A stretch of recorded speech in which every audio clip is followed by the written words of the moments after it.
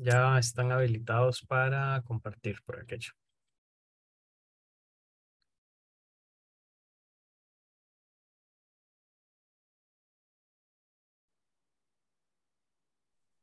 Ahí ya se ve. Sí,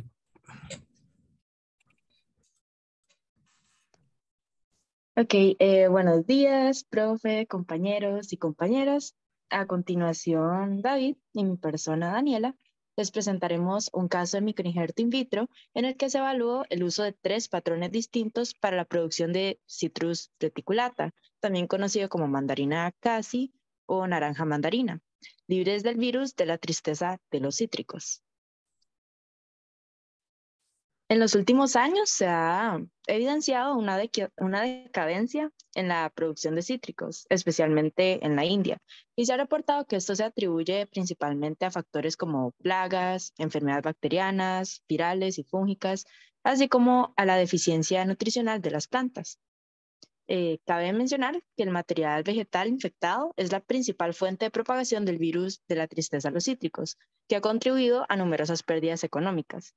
Y bueno, por esta razón, el microinjerto de punta de brote o meristemos se ha posicionado como uno de los mejores métodos para la propagación libre de virus, ya que las puntas de los brotes usualmente tienen una carga viral muy baja o no tienen del todo, lo que se debe a su alta tasa de proliferación. Y bueno, además, las plántulas obtenidas por este método mantienen la fidelidad clonal y también evitan o pasan por alto el estado juvenil, de manera que la fructificación se produce mucho antes, como el profe explicó en clase. Y en este estudio de Singh y colaboradores, publicado en el 2018, se evaluó la técnica de microinjerto de punta de brote y otros parámetros de cultivo, como el efecto de la sacarosa, los reguladores de crecimiento, el pretratamiento tanto de la púa como del patrón, y el tamaño de la púa sobre el rendimiento del microinjerto en cuanto a eliminación de virus. Ahora, con respecto a la metodología, empezando con la obtención de la prueba del patrón. Eh, bueno, para llevar a cabo esta presentación se prepararon los patrones a partir de semillas de limón rugoso, de citrón y de naranja dulce, que fueron desinfectadas e inoculadas en medio MS e incubadas a 27 grados Celsius por 11, 13, 17 o 15 o 17 días. Por otro lado, los vástagos que fueron empleados como púas fueron obtenidos de brotes cultivados in vitro a partir de un árbol de mandarina casi proveniente de campo que estaba naturalmente infectado.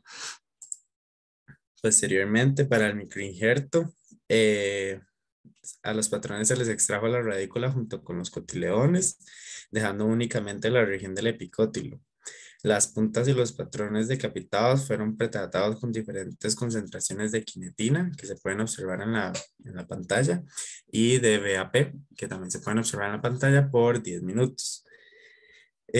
Luego las puntas o las púas o puntas de brote se cortaron en diferentes tamaños, de 0,3 a 0,7 milímetros y se colocaron en la parte superior en los patrones mediante dos métodos distintos. El primero sería un injerto de hendidura en el cual a cada patrón se cortó verticalmente y se hizo una cuña en forma de U en la parte inferior de la púa. Y el segundo método fue un corte de T invertido en la parte decapitada del patrón para la posterior introducción de la púa. Y ya luego se dan las pruebas y optimización de reguladores de crecimiento, que para ello los microinjertos se incubaron en medio semisólido MS suplementado con minoxidil, vitaminas de White modificadas, sacarosa y se probaron diferentes concentraciones de BAP que se pueden observar y de ácido indolacético que también se pueden observar. Después de identificar la mejor combinación de los reguladores de crecimiento, se determinó la concentración de sacarosa más adecuada para la proliferación de los injertos, que sería 3%, 5%, 7% o 9%. Como resultado, entre los tres patrones probados se demostró que el microinjerto con limón rugoso de 13 días de edad brotó más rápidamente y mostró el mayor rendimiento, indicando que tuvo la mejor compatibilidad con la púa, además de que esta especie posee un hábito de crecimiento vigoroso y una rápida absorción de nutrientes. Bueno, adicionalmente se evidenció que los patrones de 17 días tuvieron el menor éxito de brotación, señalando que los patrones más jóvenes responden de mejor manera por su plasticidad. Y por otro lado, según los análisis de RT-PCR y ELISA, que se realizaron por aparte, las púas o vástagos, cuyo tamaño oscilaba entre 0.3 y 0.5 milímetros, se encontraban completamente libres de virus. Y en cuanto a las dos técnicas aplicadas, se observó que el injerto de hendidura produjo plántulas más viables que el injerto en T invertida, y se observó una mayor tasa de éxito al utilizar vástagos de tamaño relativamente grande, lo que probablemente se debe a un mejor contacto cambial entre la púa y el patrón. Sin embargo, los vástagos que superaban los 0.5 milímetros presentaban una tasa de contaminación con el virus más alta por su mayor área superficial. Por su parte, se encontró que el pretratamiento de la púa y el patrón con quinetina a una concentración de 1 miligramo por litro fue más exitoso que el BAP y aumentó aún más la tasa de microinjertos. La diferencia en el éxito entre los pretratamientos se pudo deber a una preferencia del explante y especie con la quinetina con respecto al BAP. Sin embargo, igual se observó que el pretratamiento con citoquininas induce una mejor proliferación de los microinjertos con respecto al control negativo, como se espera en la pantalla.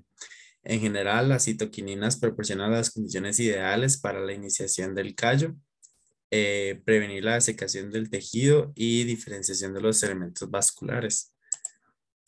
Para una mayor proliferación de los microinjertos, se concluyó que el MDMS fortificado con 0.5 miligramos por litro de BAP y 0.1 miligramos por litro de ácido indolacético, junto con la sacarosa al 5%, dio como resultado la respuesta máxima de éxito.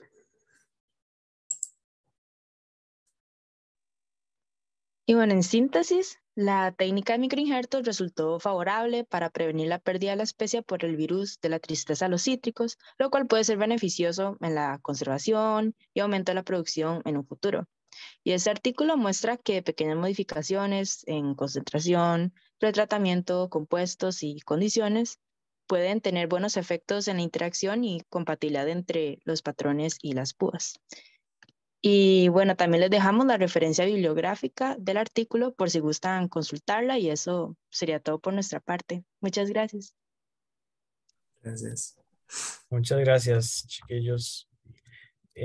Bueno, sí, un ejemplo, como les decía, de cítricos, que es de los más, de los que más aplicaciones tiene la técnica. No sé si alguien quiere preguntar algo.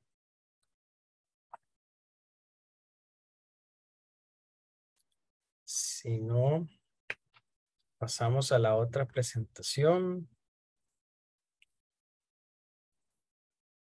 que sería María Ángel y Luis.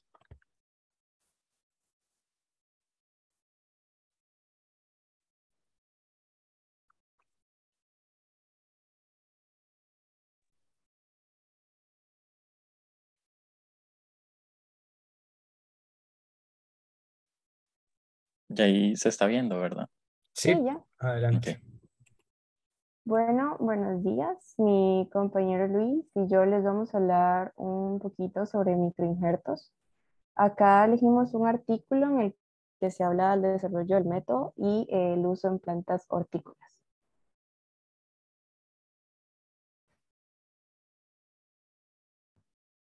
Siguiente.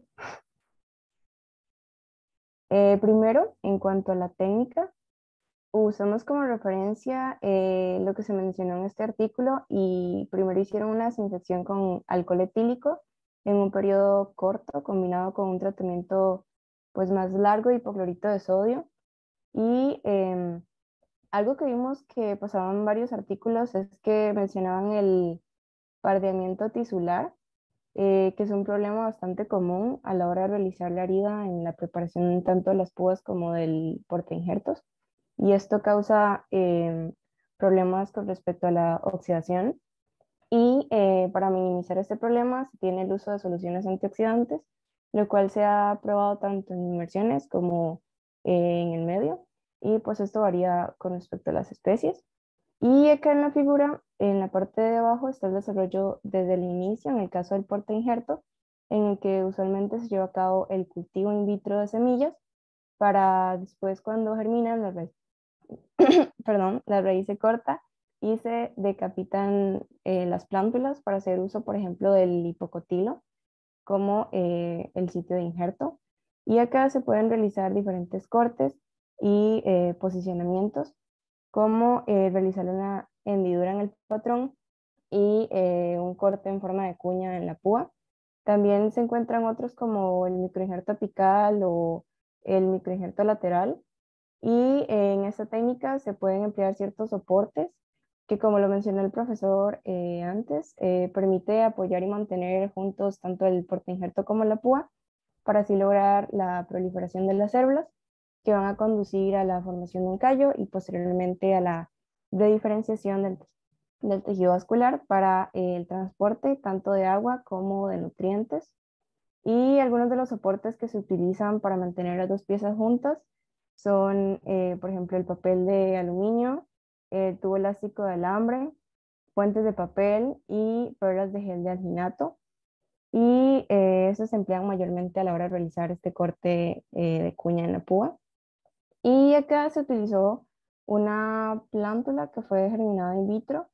Las flechas negras en la parte superior indican la preparación de la púa y en la parte inferior se encuentra la preparación del portainjerto. También tenemos las flechas rojas que muestran cómo se posicionan las púas en el método superior y lateral. Y por último, las flechas azules que indican en el cuadro superior los diferentes tipos de cortes realizados en el portainjerto. Y en el inferior se ilustran el injerto de cuña superior, el de hendidura y el injerto lateral. Siguiente.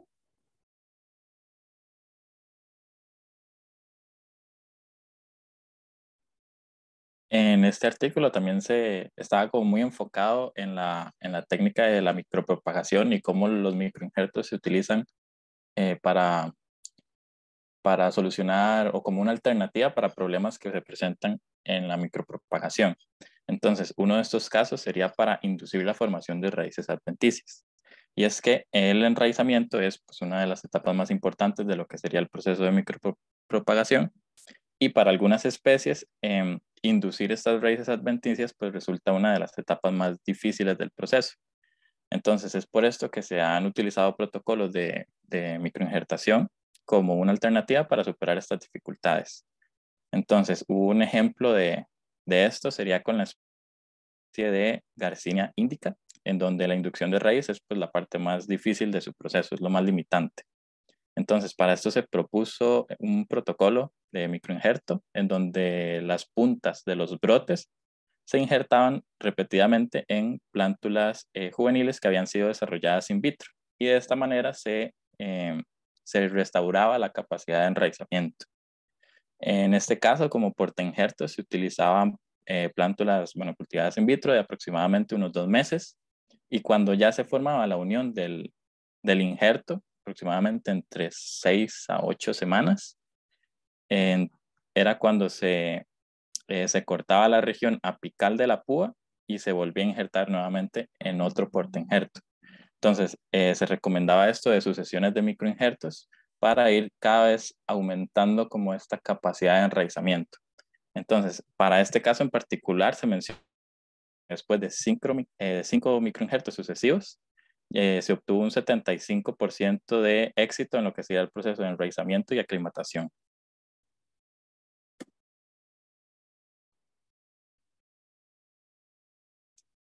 Luego se menciona otra aplicación que sería el rebrote después de la criopreservación. Entonces, bueno, para que un proceso de criopreservación se considere exitoso, pues se necesita que la planta presente altos niveles de recuperación posterior a la descongelación. Entonces, en algunas especies, como lo son los citrus, esta no se lograba como obtener una recuperación directa.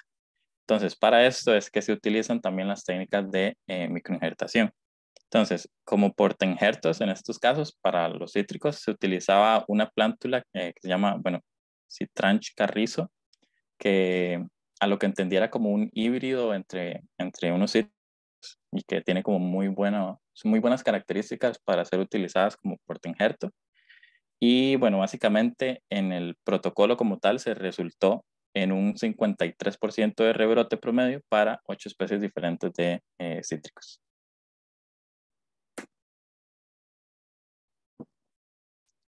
Esta sería la referencia en la que nos basamos. Y eso sería todo por nuestra parte. Muchas gracias. Bueno, muchas gracias. ¿Alguno con preguntas? Si no, pasamos a la otra clase que tenemos hoy.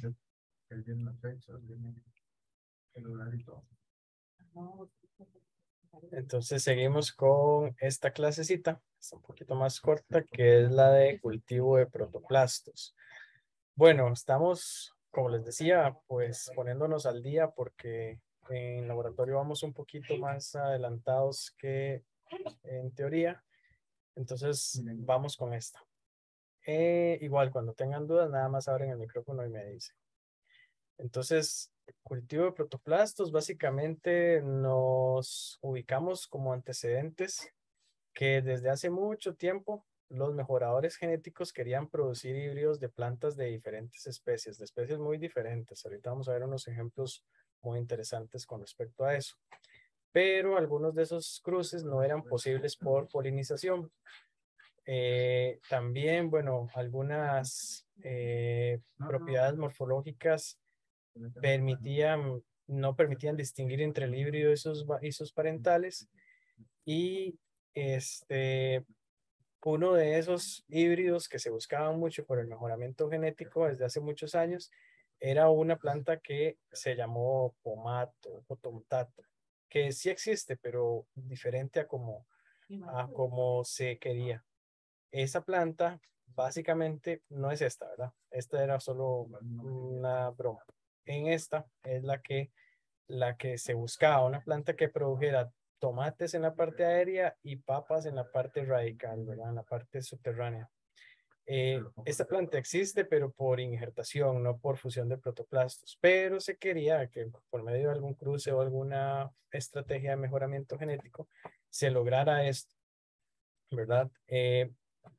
Se han hecho algunas cosas y muy curiosamente, algunas plantas que se han regenerado, no como estas, pero sí híbridos de protoplastos entre papa y tomate, eh, tienen características que son completamente nuevas y diferentes. Incluso, bueno, por medio de cromatografía de gases, se ha podido determinar que esos híbridos producen sustancias que no se encuentran ni en la papa ni en el tomate. Entonces eso es bastante interesante, ¿verdad? Porque cuando uno habla de fusión de protoplastos, está pues básicamente produciendo genomas inexistentes en la naturaleza, ¿verdad? Entonces, algo que respalda mucho eso es este puntito que vemos por acá. Entonces, desde hace mucho tiempo, ¿verdad? Les decía, era pues el sueño de los mejoradores poder producir híbridos entre plantas muy diferentes. Desde 1960 se iniciaron, digamos, o se tenía esas ideas para poder resolver problemas de mejoramiento genético convencional y se inició pues con todas las investigaciones relacionadas con el aislamiento y la fusión de protoplastos. Ya digamos, para los años 70 fue posible la producción de plantas por medio de la fusión de protoplastos entre papa y tomate. Para eso se utilizaron protoplastos de mesófilo de tomate y protoplastos de callo de papa. Ellos, bueno, fueron fusionados utilizando este protocolo brevemente descrito acá y fue posible la regeneración de plantas, como les decía antes, con producción de metabolitos que no tenían ni la papa ni el tomate, lo cual es bastante curioso. Sin embargo, todas esas plantas eran estériles, no producían flores. ¿Ok? Ya luego, aproximadamente, o más bien casi simultáneamente, en 1978 también, fue posible la fusión de protoplastos de Arabidopsis y Brassica campestris, ¿verdad? Que es la lechuguilla del campo. Luego, después de eso, en 1982, otra investigación se realizó para la producción de plantas sintéticas de canola. ¿Por qué sintéticas? Porque la canola hace aproximadamente unos 1000 años surgió de una hibridación espontánea entre Brassica oleracea y Brassica campestris, ¿verdad? Entonces, la hipótesis que tenía este grupo de investigación era fusionar protoplastos de Brassica oleracea y Brassica campestris y producir la canola, ¿verdad? La canola sintética, digámoslo así, por medio de fusión de protoplastos. Una canola, digamos, híbrida somática, que significa, pues, la fusión de protoplastos. Ya después, en 1986, se hicieron más estudios en los cuales se demostró que, digamos, una suspensión de protoplastos poseen la misma cinética, la misma respuesta al pH, asimilación de nutrientes y que células intactas en otras suspensiones, ¿verdad? Entonces, vean que realmente la historia de la fusión o la producción de protoplastos es relativamente reciente y estos son algunos de los trabajos pioneros en ese sentido. Entonces, en los 70 les mencionaba el trabajo pionero de híbridos entre tomate y papas, que básicamente fue un híbrido somático, ¿verdad? Un híbrido por fusión de protoplastos entre papa y tomate. En esas plantas, el núcleo híbrido de Solanum tuberosum, perdón, era un híbrido, perdón, entre Solanum tuberosum y Solanum lycopersicum, pero con plastidios solamente de tomate. Entonces, digamos, se fusionaron los núcleos y los plastidios eran de tomate. Después, esas plantas se caracterizaban por tener frutos de tomate en la parte aérea, digamos, como lo vemos acá en la imagen, estos frutitos de tomate que muy pequeños se desarrollaron y estos fueron los órganos de almacenamiento, tubérculos que también desarrollaron esas plantas, ¿verdad? Entonces vean que fue posible la producción de esos híbridos somáticos por medio de la fusión de protoplastos, pero con, digamos, sus deficiencias en las características reproductivas o de productividad, porque las papas no eran tan vigorosas como las papas que dieron origen a esa planta, ni los tomates tampoco tan vigorosos como los que dieron origen. ¿Ok? Pero digamos, fue posible hacer ese híbrido que tanto se soñó. Después también se desarrolló un híbrido llamado NICA. NICA significa o es el resultado de la fusión de protoplastos de tabaco, nicotiana, con zanahoria, Daucus carota. ¿Ok? Entonces, en esas especies que son sistemáticamente mucho más distantes, ¿verdad? Son de familias completamente diferentes. Una de la familia Apiaceae, la zanahoria, y otra de la familia Solanaceae, el tabaco. A diferencia del ejemplo anterior que vimos que eran dos solanáceas, ¿verdad? Entonces, eso se hizo en 1987. La fusión de los protoplastos, el aislamiento, la fusión fue exitosa. La producción de callo a partir de esos protoplastos fusionados también fue exitosa. La regeneración de plantas falló. ¿Ok? Entonces no se logró regenerar plantas en ese primer intento. Solamente se pudo producir el callo. Un callo, digamos, que tiene un genoma o tenía un genoma que no era ni el genoma de zanahoria ni el genoma de tabaco. Era un genoma completamente nuevo en la naturaleza. Pero no fue posible, digamos, regenerar plantas.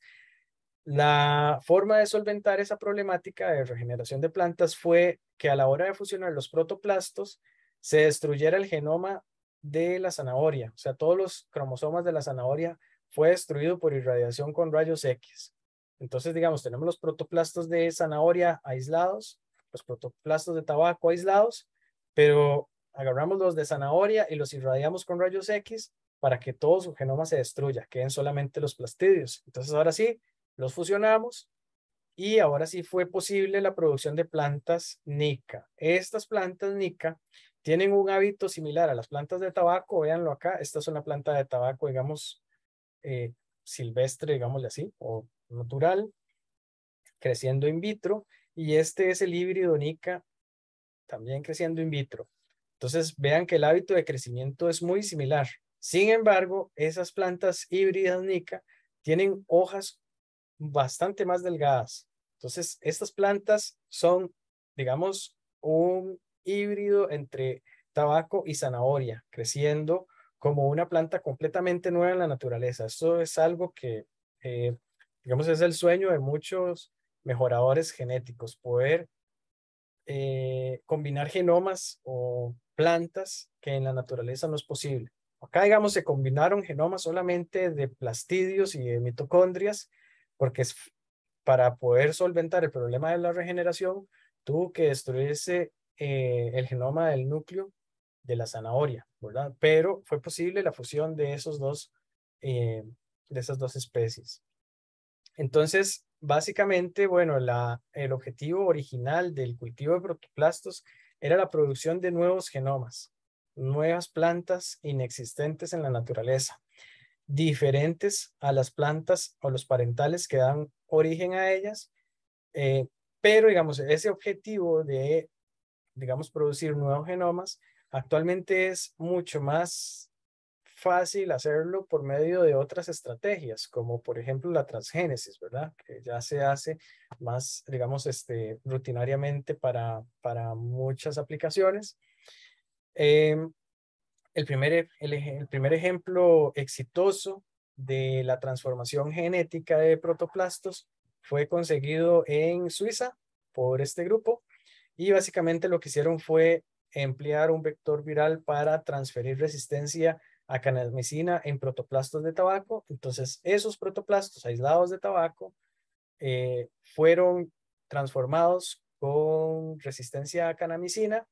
Los protoplastos eran resistentes a canamicina, se produjo un callo resistente a canamicina, y a partir de ahí se pudieron regenerar plantas resistentes a canamicina. Entonces, fue posible, digamos, ese objetivo de poder lograr genomas completamente nuevos utilizando protoplastos.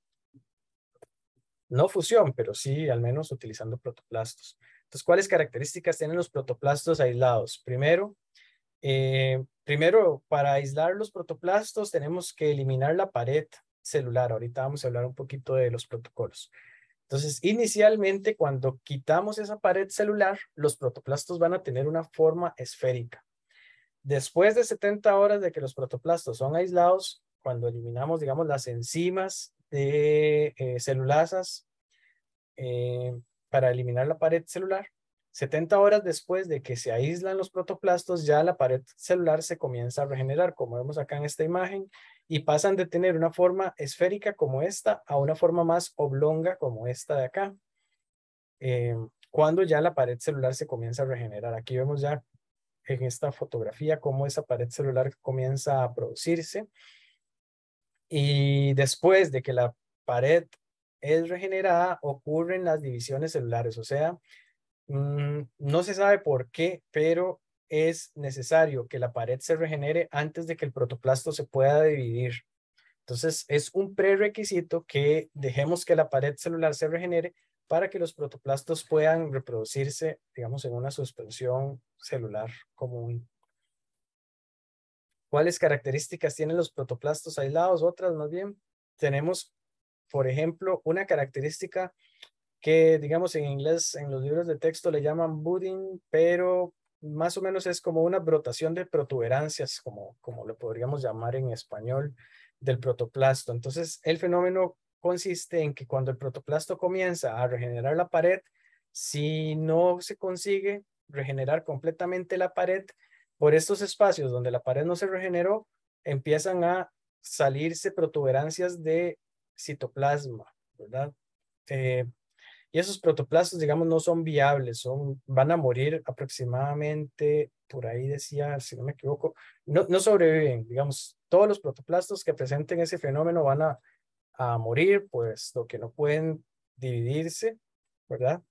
En esas protuberancias se ha observado, digamos, algunos plastidios, como vemos acá en la imagen, pero jamás se ha observado material nuclear, o sea, ni núcleos, ni ADN, ni nada por el estilo. Acá, por acá está, esos protoplastos con esas protuberancias no van a sobrevivir más de 2 semanas. En 2 semanas ya van a morir, van a perder la viabilidad. Y para reducir este problema se ha empleado la metodología o la estrategia de reducir a la mitad la cantidad de la concentración de los componentes del medio de cultivo. Otras características de protoplastos aislados que podemos observar van a ser las divisiones celulares que son bastante lentas, bastante limitadas. Entonces, aproximadamente de un 2 a un 3% de la tasa de división celular que poseen las células de los explantes que las originan. Entonces, por ejemplo, si la tasa de reproducción de una hoja que originó o que se utilizó para aislar esos protoplastos era de 100 divisiones por hora, por decirles un número ahí. En los protoplastos aislados a partir de esa hoja, la tasa de división va a ser únicamente de 2 a 3 divisiones por hora, ¿verdad? Muy, muy lento. Entonces, esas pocas células que se pueden dividir van a generar conglomerados de 200 a 300 células después de 2 semanas de cultivo. O sea, es bastante, bastante lento. O sea, 2 o 3 semanas de cultivo para producir aproximadamente unas 300 células. Y a partir de esos conglomerados celulares es que se puede observar la producción de callo. La producción de callo y embriones somáticos que posteriormente van a regenerar plantas completas. Para aumentar esa cantidad, digamos, de células saludables, de células regeneradas, una práctica muy común es suplementar el medio nutritivo con carbón activado, aproximadamente 500 miligramos por litro, para absorber las sustancias tóxicas que se producen mediante el aislamiento. Entonces, ¿cuáles métodos hay para el aislamiento de protoplastos? Vamos a tener primero un método mecánico y otro método que es enzimático. El método mecánico es mucho más difícil, tiene rendimientos de producción de protoplastos aislados mucho más bajos. Por eso casi no se usa, aunque es más barato, ¿verdad? Fue ideado más o menos en 1982 en esta especie, pero las células, o más bien para el procedimiento, primero las células se plasmolizan y después los tejidos se van a seccionar, se van a cortar. Luego, por agitación, se van a liberar los protoplastos saludables. Se ponen un shaker, después de que se plasmolizan las células y se seccionan los tejidos, se hacen pues segmentos, se pone un shaker para que por agitación se vayan liberando los protoplastos. Tiene un rendimiento muy bajo, como les decía, por eso es muy poco usado.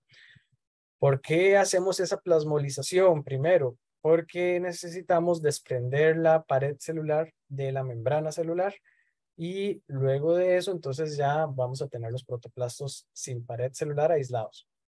Y los métodos más utilizados son métodos enzimáticos. Enzimáticos tenemos un procedimiento en 2 pasos y un procedimiento en un solo paso.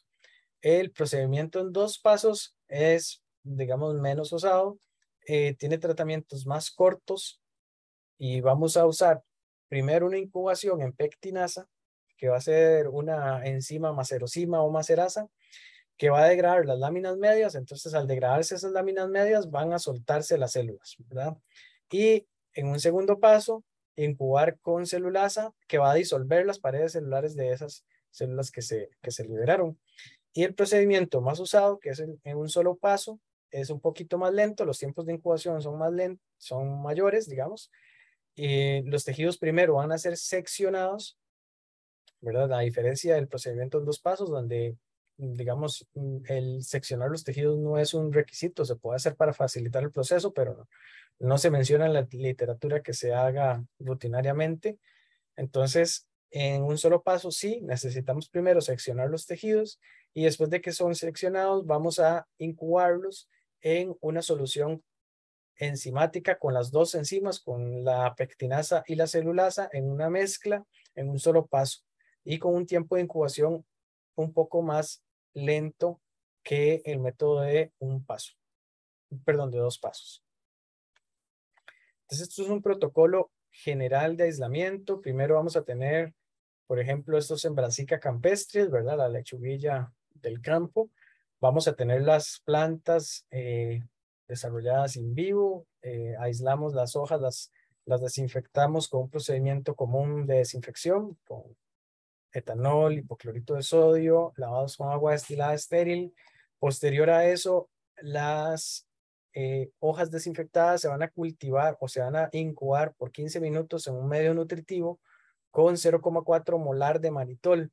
¿Por qué? Porque lo que queremos es plasmolizar las células. Queremos que la pared y la membrana celular se desprendan, se separen. Entonces, ese es el objetivo de este paso. Después de eso, vamos acá. Después de plasmolizar las células, vamos a hacer cortes, vamos a seccionar la hoja en segmentos de aproximadamente 0,5 milímetros. Los vamos a incubar en oscuridad por 6 horas a 28 grados en una solución enzimática, en una placa Petri, en condiciones de cámara, ¿verdad? En condiciones asépticas, con 10 mililitros o con una proporción de 100 a 200 miligramos de hojas por cada 10 mililitros de solución enzimática. Y después de esa incubación, por 6 horas a 28 grados, se van a agitar suavemente en un shaker a bajas revoluciones por minuto por 3 horas. Para que los protoplastos que se van a desprender de esos tejidos se vayan soltando y se vayan liberando en esa solución enzimática. Una vez que hacemos eso, vamos a hacer una filtración de esta solución. Vamos a filtrarlos. Bueno, se menciona que se usa fibra de vidrio, pero creo que sí es la opción, ¿verdad? Porque utilizar papel filtro podría retenernos los protoplastos. Entonces, usamos un material que no retenga los protoplastos, pero sí retenga las hojas, por ejemplo, ¿verdad? Vas a separar las hojas por medio de fibra de vidrio, luego una centrifugación a 100 gravedades para concentrar esos protoplastos, eliminar el sobrenadante, que es la solución enzimática, y lavar los protoplastos con medio de cultivo nutritivo para ese cultivo, para el mantenimiento de los protoplastos. Entonces, esa solución, bueno, no sé si les parece, es un método, si les parece que hay alguna cuestión que no haya quedado clara, es un método general, ¿verdad? Cada especie, cada tipo de tejido tiene sus variaciones, sus optimizaciones que se pueden hacer, pero digamos, las cosas importantes acá o los pasos más importantes acá van a ser para separar la pared celular de la membrana celular. Luego el seccionamiento, la incubación en enzimas y la agitación. Porque digamos, estos de acá para atrás, desinfección, no siempre son necesarios porque podemos tener ya el material creciendo in vitro, ¿verdad? Entonces, lo que es la incubación en manitol o en un osmótico para plasmolizar las células, el seccionarlas, incubarlas en solución enzimática y ya luego, digamos, la agitación son pasos primordiales para separar los protoplastos de esos tejidos. Luego ya lo que sigue es quitar, digamos, los tejidos, que si no son muchos, ¿verdad? Podemos quitarlos con una pinza o si no, los vamos a filtrar por medio de fibra de vidrio. La solución enzimática es una general que puede tener sus variaciones. Podemos cambiar, por ejemplo, los tipos de enzimas que usemos. Podemos cambiar la proporción o la concentración de las enzimas que usemos. Lo que no es probablemente menos conveniente cambiar es la concentración de manitol. Pero bueno, igual está la opción, ¿verdad? Entonces, digamos, usamos celulasa más erosima, que es una pectinasa.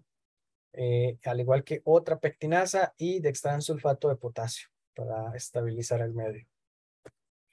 Y este es el medio nutritivo para el mantenimiento, para el cultivo de los protoplastos. Utilizamos macro y micronutrientes de Gambor. Gambor porque realmente esta solución de estos nutrientes Gambor está optimizada para suspensiones celulares, por lo tanto, al ser, digamos, los protoplastos un tipo de suspensión celular, pues vamos a utilizar preferencialmente estas sales. Sin embargo, digamos, no está de más utilizar otro tipo de nutrientes, de sales, ¿verdad? Si parece que esta no da resultado. Otros componentes importantes son las vitaminas, como estas que vemos por acá. Complementar con glucosa, con ribosa, con manitol, muy importante, manitol. ¿Por qué manitol a esta concentración? Es muy importante porque lo que nos permite esta concentración de manitol es generar un ambiente isosmótico, ¿verdad? Un ambiente de una osmolaridad similar a la osmolaridad de las células.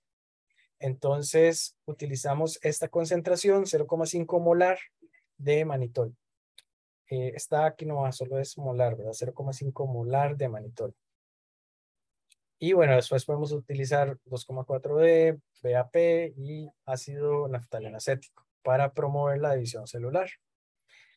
Recuerden que en algún lado decía, o no lo hemos dicho, pero normalmente para evitar problemas de los que los protoplastos puedan evitar, normalmente una práctica es utilizar todos estos componentes, excepto el manitol, a la mitad de su concentración. O sea, hacer un medio de cultivo con 50% de sales, vitaminas y sales y vitaminas, ¿verdad? Excepto manitol, recuerden. ¿Qué factores pueden afectar el cultivo de protoplastos? La edad de la planta. Se dice que en especies hortícolas una edad ideal es de aproximadamente 6 semanas. Fotoperiodos deben ser ligeramente mayores a los habituales. La densidad inicial de la suspensión. Se dice que debemos establecer una densidad inicial de aproximadamente 10 a las 5 células por mililitro de suspensión. ¿Cómo establecemos eso? Bueno, lo establecemos primero al centrifugar, tenemos ya los protoplastos aislados y luego hacemos diluciones para obtener la concentración de células óptima. Luego otra modificación podría ser reemplazar las enzimas. Me parece una modificación interesante, reemplazar las enzimas celulasas por sobrenadante de cultivo de Clostridium celluloborans, porque esta bacteria produce celulasas naturalmente y bueno, eso puede abaratar los costos del establecimiento de los protoplastos. Fotoperiodos, normalmente se utilizan fotoperiodos de 12 horas oscuridad, 12 horas de luz, con intensidades inicial por 40 horas de luz difusa y luego ya 5 días a 2000 a luz directa, digámoslo así. Y en temperatura, mayor éxito se consigue a 10 grados. ¿Por qué? Porque la temperatura puede afectar la fluidez de las membranas. Por lo tanto, pues eso también afecta, digamos, el éxito del cultivo. Entonces, generalmente los protoplastos se van a cultivar a una temperatura menor que la que se cultivarían las plantas que les dan origen, ¿verdad? Cuando tengan dudas, nada más me avisan, chiquillos, por aquello. Otros factores que afectan el cultivo, bueno, el material vegetal, prácticamente cualquier tejido puede ser utilizado para el establecimiento de los protoplastos, pero se dice en la literatura que el tejido más exitoso es el mesófilo foliar. Otro factor que afecta es utilizar tejidos in vitro. In vitro generalmente genera rendimientos de casi el doble digamos, casi el doble de protoplastos aislados que al utilizar tejidos in vivo.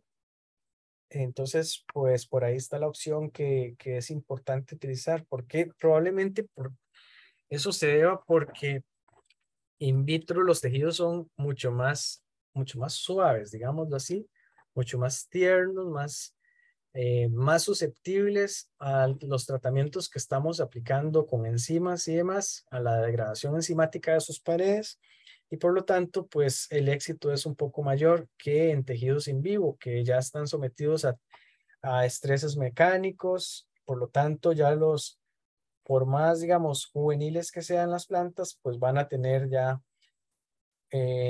un grado de lignificación y de acumulación de celulosa de paredes celulares más rígidas, ¿verdad? Otro factor que puede afectar, pues, es la composición de las enzimas o la proporción de las enzimas, porque debe estar optimizada dependiendo de la composición de la pared celular. Entonces, dependiendo de la composición de la pared celular, vamos a optimizar la concentración de las enzimas, el tiempo de incubación, el pH de incubación, la temperatura. Recuerden que todas las enzimas tienen su temperatura óptima de actividad y la proporción de las enzimas que utilicemos. Otro factor, las condiciones osmóticas. Debemos ajustar la presión osmótica para evitar el choque de perder la pared. Que digamos la pared, recuerden que la pared celular en las plantas es una barrera o genera una protección, digamos, al choque osmótico para evitar principalmente cuando colocamos las células en medios, las células vegetales en medios hipotónicos, si no fuera por la pared, la célula estallaría. Entonces, si ya quitamos la pared y colocamos esas células en medios hipotónicos, pues ya ahí sí de fijo la célula estallaría. Por lo tanto, debemos ajustar la presión osmótica para evitar que eso pase. Y generalmente eso se hace utilizando manitol a una concentración similar a la de la especie, sorbitol, glucosa y sacarosa. Más o menos el rango anda de 0,4 molar a 0,5 molar. Por ahí anda de estos osmóticos. Por ahí anda la osmolaridad, digamos, de las células vegetales. La estabilidad la vamos a alcanzar en un medio que es un poquito hipotónico, o sea, un medio que si la célula tiene 0,40 molar, entonces el medio de cultivo para el cultivo de protoplastos debe ser, digamos, 0,39 molar. ¿Por qué así? Porque necesitamos que esas células estén absorbiendo, digamos, agua y nutrientes de ese medio. Por lo tanto, digamos, esa absorción de agua y nutrientes se va a facilitar en medios que son un poquito hipotónicos con respecto a la célula. Si tenemos completamente isotónicos los medios con respecto a la célula, pues ahí a las células les va a costar más estar absorbiendo agua y nutrientes del medio. O si fuera el medio hipertónico con respecto a la célula, pues ahí necesitaría un transporte activo para la absorción de igual de iones y de agua del medio. Entonces, por eso es que preferimos un medio que sea ligeramente hipotónico con respecto a las células. ¿A qué vamos? Esto que estábamos hablando, el efecto de la concentración de manitol en el aislamiento de protoplastos. Vean, en este ensayo era de Lolium perenne. Vean cómo utilizando diferentes concentraciones de manitol, acá es la cantidad de protoplastos aislados, se logra más eficientemente con concentraciones de 0,5 en adelante hasta 0,7 molar, mientras que concentraciones de 0,4 o 0,3 produce un rendimiento de protoplastos aislados mucho menor. Y cuando evaluamos la viabilidad, o sea que esos protoplastos no solamente estén aislados, sino que estén vivos, la mayor o la mejor concentración de manitol se alcanzó en 0,6 molar de manitol. Okay, vemos que tenemos la mayor cantidad de protoplastos vivos. Y eso se observa muy claramente en este esquemita que tenemos de conteo celular en hematocitómetro.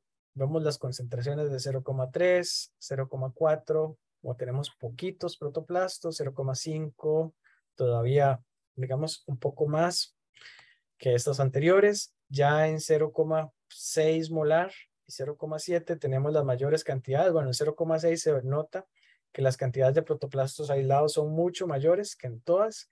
Y aparte de eso, estos son los protoplastos que se presentan vivos. ¿Cuáles aplicaciones prácticas tenemos? Bueno, recuerden que hace años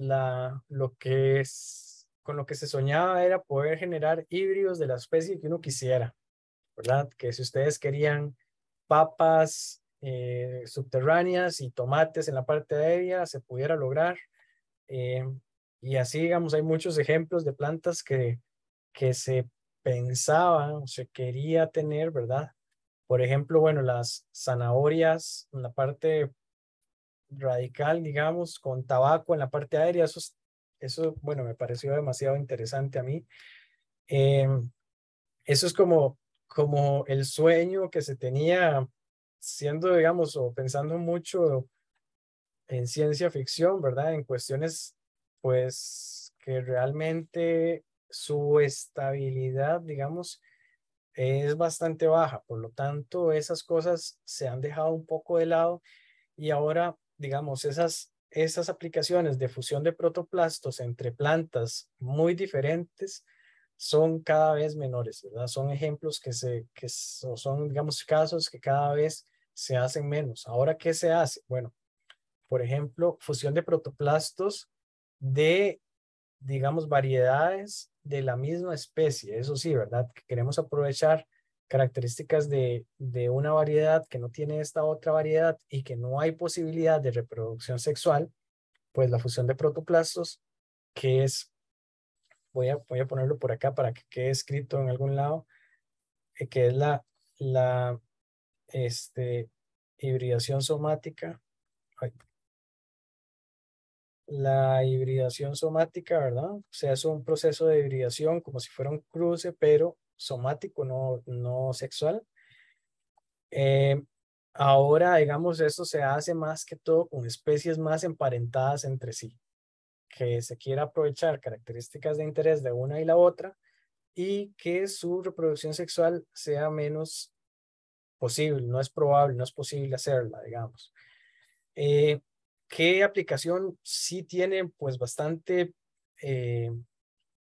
efecto? Bueno, la eficiencia en la transformación genética. ¿Por qué? Porque son células aisladas en las cuales generar, digamos, transformación, edición genética y demás es mucho más eficiente que hacerlo, digamos, en plantas completamente diferenciadas. Luego, otra aplicación práctica es la reproducción de plantas, o sea, el poder, digamos, propagar por medio de embriogénesis somática esas plantas producidas a partir de protoplastos.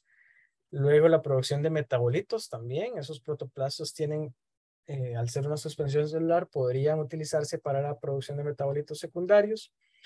Estudios biológicos acerca del desarrollo de la pared celular. Este es también una aplicación bastante usada. Y un proceso que se llama hibridación, que es básicamente fusionar un protoplasto con otro que no tiene núcleo. Entonces, ¿qué estamos combinando ahí? Estamos combinando digamos, es una fusión de protoplastos, es una hibridación somática, pero combinando los plastidios y las mitocondrias de ambos individuos. Como les decía antes, si tienen alguna duda o algún comentario, me avisan, por favor. ¿Qué queremos hacer cuando fusionamos protoplastos? Bueno, combinar genomas de dos especies que no se pueden cruzar por polinización, mezclar protoplastos de diferentes especies. El asunto aquí es que si nosotros queremos mezclar protoplastos de diferentes especies, digamos, tenemos dos cultivos de protoplastos en dos Erlenmeyer, si queremos mezclarlos en uno solo para que se dé la fusión, los porcentajes de autofusión son muy altos, o sea que se dé la fusión de protoplastos de la misma especie en lugar de uno con otra. ¿Por qué? Porque hay una mayor compatibilidad entre la misma especie, ¿verdad? Entonces, por eso, digamos, esa estrategia no es tan usada. Ahorita vamos a ver lo que sí se hace. Pero, digamos, si uno quiere hacer, digamos, una fusión de protoplastos, tener dos suspensiones de diferente especie, cultivarlas en un solo Erlenmeyer o un solo frasco y generar esa fusión, puede ser que sí suceda la fusión, pero necesitamos seleccionar o eliminar, digamos, los protoplastos autofusionados o que no se fusionaron del todo y, digamos, filtrar o dejarnos solamente los protoplastos fusionados entre sí, ¿verdad? Más bien entre las diferentes especies. Para eso necesitamos utilizar marcadores de fusión confiables. Por ejemplo, uno de los más usados es utilizar morfologías o células con morfologías distintas para el aislamiento. O sea, lo más usual es, por ejemplo, tener células con cloroplastos, como las células de hojas para aislar unos protoplastos de una especie, y células sin cloroplastos, por ejemplo, células de raíz para los protoplastos de la otra especie que queremos fusionar. Entonces, de esa manera podemos darnos cuenta si realmente está ocurriendo la fusión. Y bueno, lo que hablábamos antes, es requerido que ambos tipos de células tengan isoosmolaridad, o sea, que estas células de hoja y estas células de raíz tengan la misma osmolaridad para que a la hora de que se dé, bueno, primero para que a la hora de hacer la mezcla de los cultivos, el medio tenga la misma osmolaridad, pero también a la hora de que la fusión ocurra, las células sean, digamos, osmóticamente compatibles y no vaya a ser que una reviente a la otra. Un ejemplo de eso fue un estudio que se hizo utilizando cloroplastos de hoja de canola fusionados con protoplastos de raíz de zanahoria. Entonces, la raíz de zanahoria tiene muchos azúcares, mientras que las hojas de canola no tienen tantos azúcares.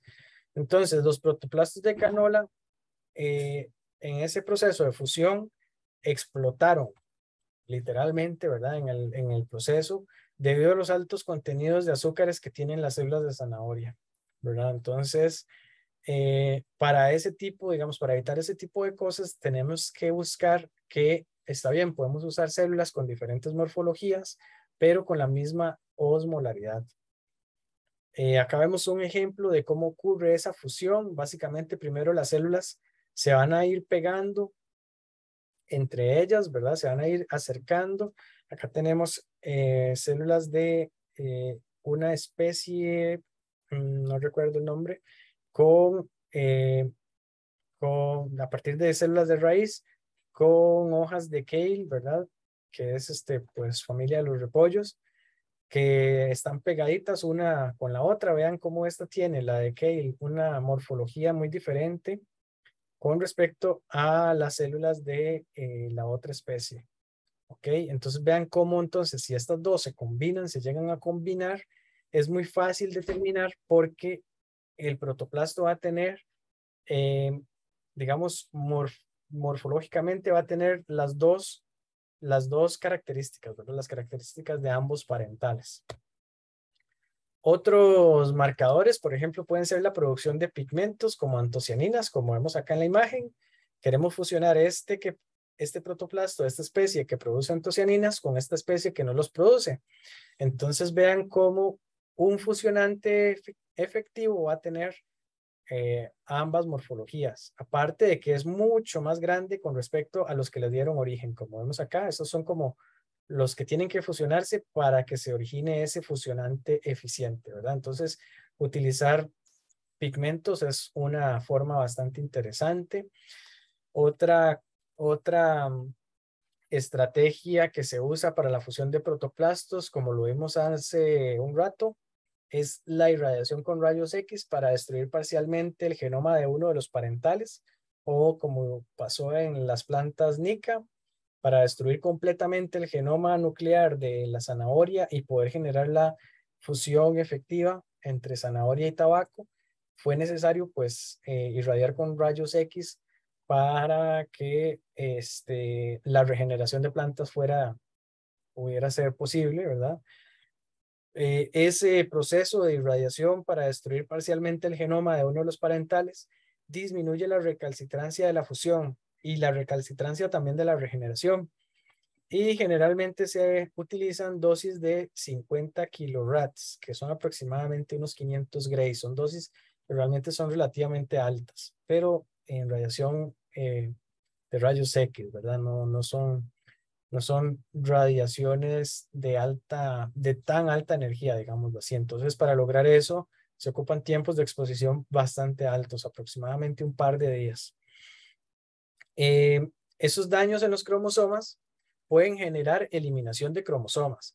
Entonces, al generar, digamos, eliminación de cromosomas o eliminación de pedazos de cromosomas de uno de los parentales y luego hacer la fusión, podemos tener genomas completamente diferentes a los que hay en la naturaleza, incluso, o digamos más, hablando ya más en términos prácticos, si utilizamos fusión de protoplastos de la misma especie, ¿verdad?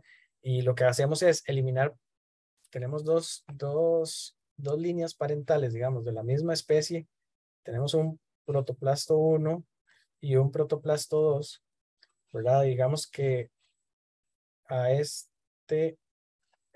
los dos tienen 4 cromosomas, digamos, pero eliminamos a este parental 2, uno de esos cromosomas, lo fusionamos, entonces vamos a tener un individuo completamente, con un genoma completamente nuevo en la naturaleza.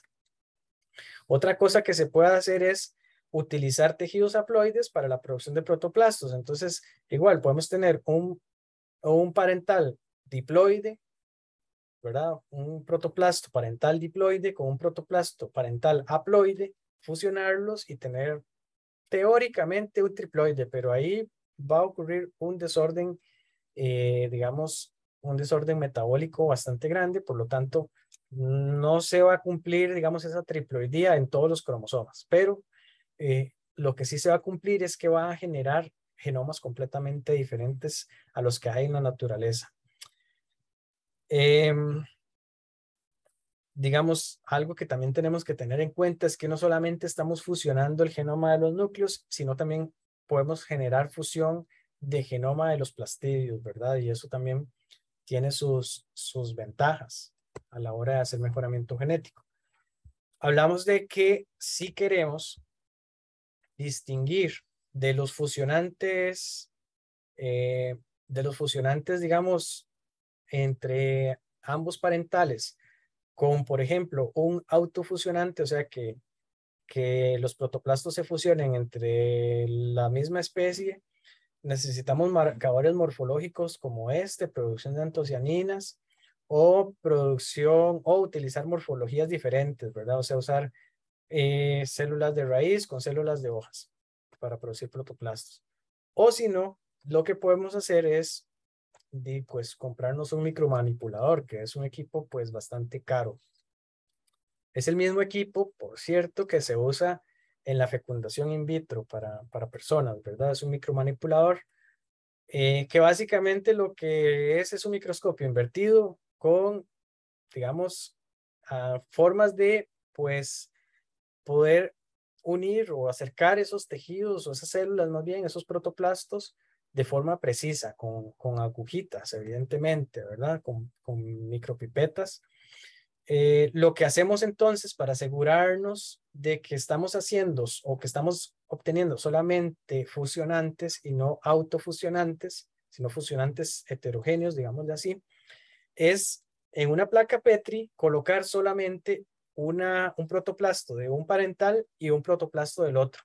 Entonces, con el micromanipulador lo que hacemos es acercar los dos protoplastos y mediante un shock eléctrico vamos a generar una carga electrostática en la membrana de los protoplastos, ¿verdad? Eso lo que va a hacer es básicamente generar pues una unión espontánea de ambos protoplastos que tenemos ahí juntitos y hacer que, digamos, pues se fusionen, se junten. Digamos, esa es como la forma más eficiente de asegurarnos de que estamos produciendo solamente fusionantes entre los dos parentales. Otra forma es que utilicemos incubaciones con polietilenglicol, con altas concentraciones de polietilenglicol. Se habla de aproximadamente un 28% masa volumen. Es mucho más barato, sin embargo es menos eficiente, ¿verdad? El electroshock es más caro porque, bueno, este equipo puede rondar los $30,000, $40,000, ¿verdad? Porque no solamente se usa para esto, sino se puede utilizar para un montón de otras cosas. Pero bueno, es más eficiente. Entonces hay que valorar si tengo suficiente dinero para comprar un micromanipulador, no solamente para fusionar protoplastos, sino para hacer otras cosas, ¿verdad? Si lo vamos a usar solo para fusión de protoplastos, pues bueno, tenemos que tener realmente una empresa que se dedique solamente a eso. Pero si lo vamos a usar para otras cosas, también se podría pues adquirir el equipo. Es más barato hacer la incubación en polietilenglicol, menos eficiente, pero digamos lo más efectivo, digamos, o lo que genera una mejor respuesta es utilizar las dos juntas, hacer tanto la incubación en polietilenglicol como el electroshock, ¿verdad? Bueno, eso en cuanto a fusión de protoplastos, que recuerden que la idea, digamos, de fusionar protoplastos de especies muy distintas, cada vez ha quedado más en el pasado y ahora se busca más bien la fusión de protoplastos de especies más relacionadas o incluso de la misma especie, ¿verdad? Pero una aplicación muy interesante es utilizar protoplastos para transformación genética. Básicamente, bueno, son células que son muy susceptibles a poder recibir material genético exógeno. Las plantas, digamos, esos protoplastos transformados se pueden regenerar por embriogénesis somática y esas plantas transformadas ya pueden utilizarse, digamos, en el programa de mejoramiento genético en el que se está trabajando. Incluso en el mejoramiento genético de arroz, principalmente en estas variedades japónica. Las variedades, bueno, nosotros, no sé si ustedes conocen las variedades de arroz japónica, probablemente sí, porque es el arroz que se utiliza para hacer sushi, ¿verdad? Que es un arroz un poquito más redondito, más gordito, y mientras que el arroz que nosotros consumimos, que es un arroz índica, es un arroz de un grano más largo, más delgadito, ¿verdad? Ese arroz índica, en general el arroz, el cultivo de tejidos del arroz es complicado, pero algunas variedades de arroz japónica, la regeneración de plantas por medio de cultivo de tejidos es sumamente complicada. Entonces, digamos, hacer transformación genética en un callo embriogénico de variedades japónicas no es tan fácil como uno pensaría, como sí podría hacerlo en una variedad índica, por decirles algo, que es con la que nosotros trabajamos y que consumimos. Entonces, ¿qué se hace? Bueno, se puede hacer el aislamiento de protoplastos y hacer la transformación de esos protoplastos y ya después la regeneración de plantas. Entonces, en variedades de arroz japónica, esos protocolos para la transformación genética de protoplastos son más usuales incluso que la transformación genética de callos embriogénicos, por la recalcitrancia que tienen ese tipo de tejidos a la regeneración de plantas. ¿Qué otras cosas se puede hacer? Bueno, no solamente transformación genética de los protoplastos, sino ya hablamos antes de irradiación, inducir mutaciones en los protoplastos y una posterior regeneración de ellos. Podemos utilizar transformación genética basada en biolística, agrobacterium, podemos usar células competentes, entre otros. Entonces, como les decía, digamos, aunque uno piense que estas tecnologías son difíciles, en algunas, como arroz, sí son rutinarias, ¿verdad? Sí se utilizan con bastante frecuencia. Bueno, ¿cómo podemos evaluar la eficiencia del cultivo? Bueno, antes hablamos la eficiencia del cultivo y la eficiencia de la fusión. Antes hablamos de la eficiencia de la fusión mediante el uso de marcadores morfológicos, mediante asegurándonos que vamos a hacer la fusión solamente de dos protoplastos con un micromanipulador, pero también podemos evaluar la eficiencia mediante el uso de algunos colorantes o algunas tinciones especiales, como por ejemplo usando calcoflúor blanco, que es un colorante que va a teñir la celulosa y la va a hacer, digamos, fluorescente cuando se expone a luz azul. Entonces acá vemos un procedimiento normal. Acá vemos, bueno, estos son dos protoplastos. El blanco de calcoflúor, como tiñe la celulosa, nos va a decir cuáles células regeneraron pared. Y es muy importante porque recuerden que solamente las células, los protoplastos que han regenerado pared, son los que van a poder dividirse después. Entonces, por eso usamos este blanco de calcoflúor. Otro que podemos usar es el diacetato de fluoresceína. El diacetato de fluoresceína va a teñir el citoplasma de células saludables. Lo que hace el diacetato de fluoresceína es acumularse en el citoplasma y al ser iluminado con luz azul también va a generar fluorescencia en el citoplasma de células saludables, evidentemente. Otra evaluación para la eficiencia es el conteo celular utilizando un metocitómetro, la citometría de flujo, que la hemos visto en varias aplicaciones en el curso.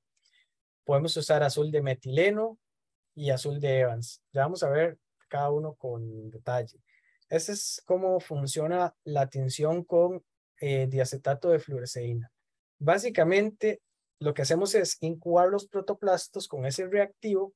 Ese reactivo en el interior de células saludables va a ser hidrolizado a acetato más fluoresceína por enzimas esterasas presentes en el citoplasma. Entonces, ¿qué va a ocurrir? En el citoplasma se va a empezar a acumular fluoresceína y la fluoresceína, cuando es iluminada con luz azul, se va a observar verde o verde amarillenta en el microscopio de fluorescencia. Entonces, lo que hacemos es observar, digamos, una suspensión de protoplastos, ¿verdad?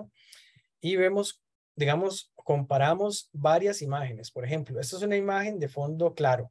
Es una imagen que no está siendo iluminada con luz azul, sino con luz blanca, digamos. Y aquí vemos la totalidad de de protoplastos que hay en esa suspensión. Y en la flecha vemos que están señalándonos uno de esos protoplastos. Luego lo que hacemos es tomar la fotografía, pero ya, digamos, en un fondo claro, en un fondo oscuro, iluminando las células con luz azul, y vemos que ese protoplasto que teníamos aquí señalado ya no se observa en esa misma fotografía. Entonces, ¿qué quiere decir eso? Que ese protoplasto pues no está viable, está muerto porque no fue capaz de hidrolizar el acetato de difluoroceína a fluoresceína.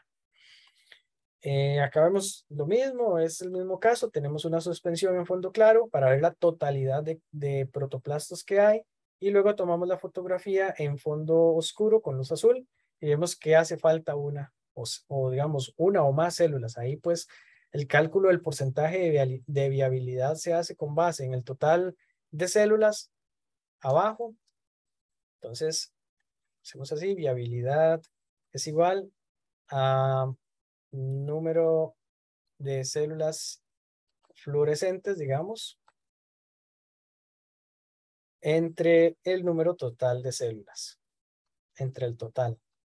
Entonces, mediante esta formulita, ¿verdad? Tomando primero la foto en fondo claro y luego en fondo oscuro, podemos determinar cuál es el porcentaje de viabilidad. Acá vemos otro ejemplo. Tenemos, es que este casi no se observa tan claramente. No se ve tan clarito, pero es el mismo principio. Primero tomamos la foto en fondo claro en el mastocitómetro. Es que tiene un aumento más bajo. Luego en fondo oscuro y ya luego acá lo que hicieron ellos fue superponer las fotos, ¿verdad? Entonces ponen las dos fotos juntas, superpuestas y vemos el total de células versus el número de células fluorescentes y hacemos el conteo para determinar la viabilidad. Con azul de Evans y azul de metileno, el asunto, bueno, es un poquito más barato, es una metodología más barata. No ocupamos un microscopio de fluorescencia, solamente un microscopio común y corriente. Básicamente las células vivas se van a ver incoloras o pálidas, mientras que las muertas van a verse azules. Entonces, digamos, con respecto al azul de Evans, el azul de Evans es un colorante que no puede penetrar las células vivas. Entonces acá vemos cómo esta célula está completamente viva, esta también, esta ya la vemos muerta y esta también muerta. Entonces también con respecto al total, contamos cuáles células están incoloras, dividimos entre el total y calculamos el porcentaje de viabilidad con ambos colorantes. Con azul de metileno es lo mismo, las células azules son las que están muertas y las incoloras saludables. Pero el azul de metileno sí penetra todas las células, pero las células saludables convierten el azul de metileno en su forma incolora, básicamente. Pero de la misma manera se ven incoloras las vivas y azules las muertas. Bueno, ya la clase está terminando. Acá les quería compartir un anexo de precios de los reactivos más caros del proceso de aislamiento de protoplastos. Tenemos, bueno, el manitol es el más barato, el manitol que es el que más se usa de todas maneras. Luego tenemos el blanco de calcofluor, que es el colorante que nos permite determinar si se regeneró la pared celular. Tenemos la pectoliasa, que bueno, es bastante cara, es una de las más caras, la macerosima. relativamente cara también. La celulasa, relativamente cara, y este extrasulfato que pues no es tan caro, es más comparable con el mannitol. Y bueno, eso sería por la clase. No sé si tenían dudas, chiquillos.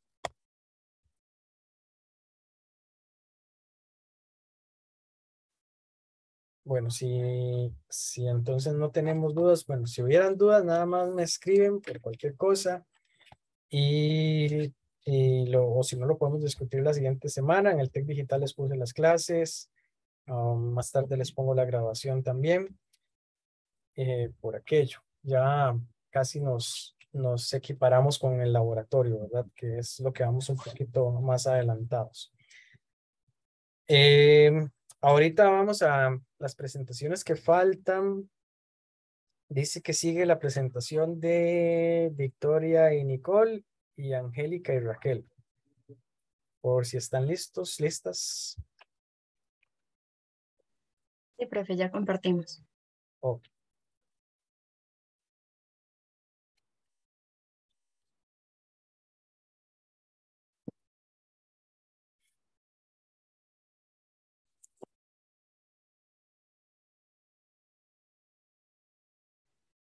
Buenos días. El día de hoy les vamos a hablar sobre un método de fusión asimétrica y cribado de protoplastos para la generación de híbridos de apio. Entonces, para ponernos un poco en contexto, el cultivo del apio se da en campos de polinización abierta y esto puede provocar que se creen cruces no deseados o cruces no controlados. Entonces, como una manera de controlar esto es la emasculación floral. Sin embargo, este es un método bastante tedioso, por lo cual la generación de líneas masculinas estériles es una alternativa bastante eficiente. Sin embargo, actualmente en el mercado existen nada más líneas masculinas estériles de muy baja calidad, especialmente para apio. Esta esterilidad puede ser codificada genéticamente o puede ser esterilidad citoplasmática, la cual se da por una incongruencia o una incompatibilidad, digamos, entre el ADN citoplasmático y el ADN nuclear. Entonces, esta última que les menciono se ha colocado como un método bastante eficiente para la generación de estas líneas masculinas estériles de una forma más estable y controlada. Sin embargo, sigue siendo muy poco uniforme, lo cual no es deseable en el mercado.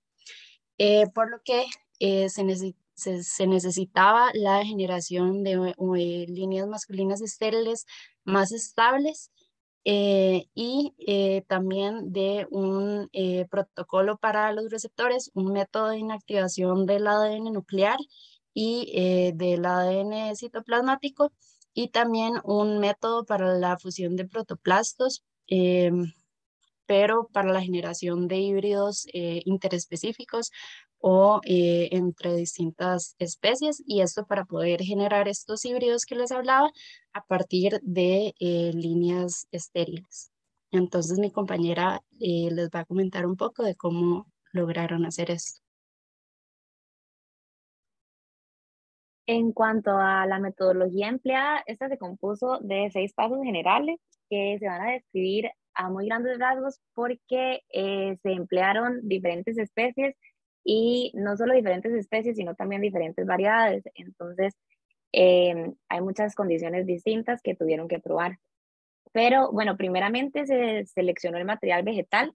Para esto se indujo la formación de callo a partir de segmentos de hojas de plantas de apio blanco y apio nabo regeneradas de protoplastos. Luego se generaron suspensiones celulares con los callos que fueron generados, y además se cultivaron semillas in vitro de apio blanco, zanahoria y culantro para obtener plántulas. Lo segundo que se realizó fue el aislamiento de los protoplastos. Los protoplastos de apio nabo se obtuvieron a partir de las células en suspensión. Y por otra parte se generaron protoplastos a partir de segmentos de peciolos y segmentos de hojas de zanahoria, apio blanco y culantro. Y estos fueron digeridos colocándolos en una solución que contenía celulasa, macerosima y cefotaxima. Una vez terminada la incubación, fueron filtrados, lavados y centrifugados, como describió el profe antes en la presentación. Posteriormente se fragmentaron y fusionaron los protoplastos. Para esto se realizaron 5 experimentos que se van a explicar en un momento. Pero luego de la fragmentación y fusión, se regeneraron los híbridos somáticos. 5 y 6 semanas luego de la fusión química y electrofusión, los protoplastos fueron colocados en una malla de nylon y sobre medio semisólido en la oscuridad, el cual era reemplazado cada 2 semanas hasta que comenzaron a aparecer los primeros brotes. Y por último, se realizó una caracterización molecular, para lo cual se extrajo ADN y se amplificaron los genes mitocondriales COX-1, ATP1, ATP9 y el gen plastidial DCMP. Entonces, la idea de esto es que los amplicones se analizaran mediante HRM, que es High Resolution Melting, con lo cual se pueden detectar pequeñas diferencias en las curvas de desnaturalización que son ocasionadas por mutaciones, polimorfismos o alteraciones epigenéticas.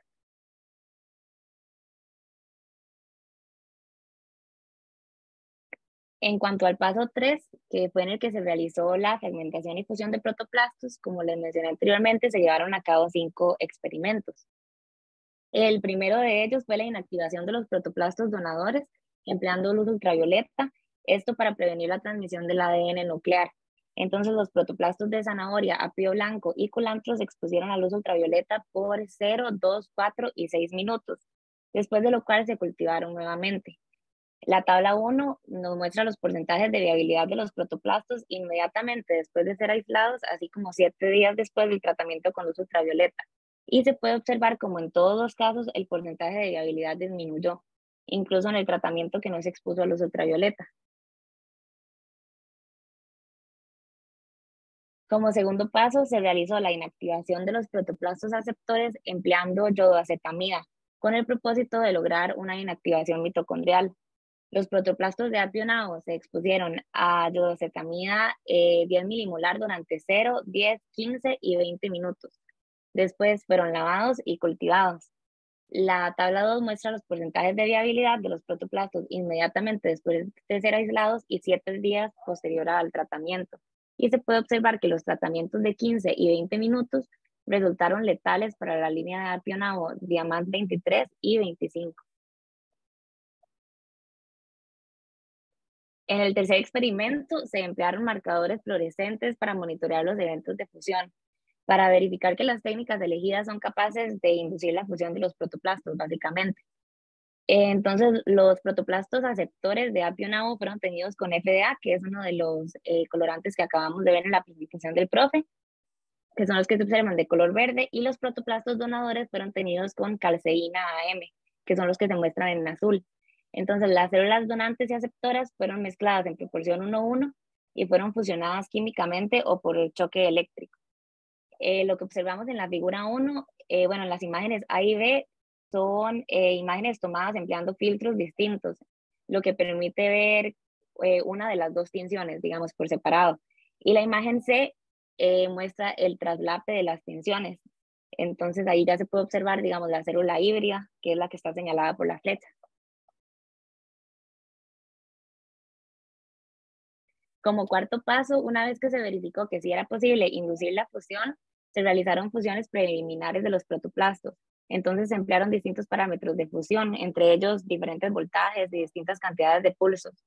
En la tabla 3 se muestran los tratamientos de luz ultravioleta y yodoacetamida que fueron elegidos a partir de los experimentos 1 y 2. Y bueno, se realizaron 12 pruebas, de las cuales únicamente en 3 se obtuvo la regeneración de brotes. Además, se observó que en esas 3 pruebas se utilizó siempre como aceptor a la línea Diamant 24, entonces se seleccionó esa para emplear en todas las fusiones como células aceptoras. Por último, se realizaron las fusiones de los protoplastos empleando los parámetros determinados a partir de todas las pruebas mencionadas. Entonces se empleó como aceptor Diamant 24. Para la electrofusión se utilizaron líneas celulares de entre 28 y 33 semanas. Y para la fusión química se emplearon líneas celulares de entre 41 y 46 semanas. También se empleó el tratamiento de 6 minutos bajo luz ultravioleta para los donantes y 25 minutos en yodoacetamida para el aceptor. no hubo diferencia significativa en el porcentaje de recuperación celular entre los métodos de fusión empleados, es decir, ni entre la electrofusión ni entre la fusión química, y tampoco hubo una diferencia significativa entre las especies de donantes empleadas, que fueron la zanahoria, el culantro y el apio blanco. También se puede observar en la tabla 4 que se regeneraron brotes a partir de las 4 fusiones químicas realizadas entre el apio nao y cada donante, y se lograron regenerar suficientes brotes a partir de las electrofusiones, al menos uno de cada combinación de aceptor-donador. Luego, a partir de los brotes regenerados, fue que se hicieron los análisis moleculares, con lo que se detectó únicamente un híbrido de zanahoria y apio nao, indicando que sí fue posible generar híbridos viables, aunque en muy baja frecuencia. Y ahora, en cuanto a la discusión de los resultados obtenidos, en cuanto a la reproducibilidad de este método, ellos mencionan que el tratamiento con luz ultravioleta presentó una mayor consistencia. Sin embargo, el tratamiento con la iodacetamida presentó una mayor variación, inclusive en líneas celulares que eran genéticamente idénticas. Y también muchos de los protoplastos que fueron tratados con iodacetamida no lograron dividirse, y esto se atribuye a una incompatibilidad metabólica, por lo cual a la hora de hacer las fusiones se escogió la línea más resistente a este tratamiento. Además de eso, la presencia tanto de marcadores mitocondriales como de marcadores de los cloroplastos muestran que sí existe una transferencia simultánea de estas organelas durante la fusión de los protoplastos. Y otro aspecto importante a destacar es que la baja tasa de los híbridos sugiere que existe una segregación mitocondrial a favor del tipo original o del tipo más común, digamos, o más prevalente en la muestra. Y además de eso, se logró determinar que justo después de la fusión, sí se pudieran integrar algunas mitocondrias donantes intactas o también fragmentos de estos, lo cual hace que como los resultados no puedan ser tan esperables, digamos, o tan predeterminables. Sin embargo, los investigadores sí destacan que la fusión de los protoplastos constituye una herramienta bastante útil y bastante promisoria en la generación de híbridos, especialmente cuando se desea la característica que les mencionábamos de la esterilidad inducida, lo cual es un aspecto importante en el cultivo de muchas especies. Y eso sería todo. Esta es nuestra referencia y muchas gracias. Muchas gracias. Bueno, yo creo que quedamos por acá. No sé si alguien quiere preguntar algo, pero bueno, ellas presentaron un ejemplo bastante completo de esta parte de la clase. Más bien les iba a pedir, porfa, que lo suban al TEC Digital, porque yo no pude poner tantos ejemplos en la clase debido al poco tiempo que teníamos. Bueno, al final logramos salir de clase en tiempo, pero entonces porfa suban la presentación al TEC Digital para tenerla en cuenta, para que los compañeros puedan tenerla ahí disponible, porfa. No, yo creo que estamos. No sé si alguien quiere preguntar algo o comentar algo. Profe, una pregunta. Es que, bueno, yo creo que nuestro grupo presentaba hoy, Ah, sí. era la de protoplastos. Cierto, cierto. Bueno, por dicha tenemos tiempo. Entonces sí, adelante. Se me había olvidado. Claro. Ya comparto pantalla, profe. Sí, que dicha que me acordaron porque ya a mí se me había ido.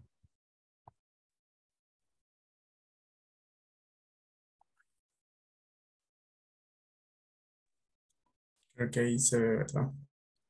Denme un momentito. No empiecen todavía, por favor.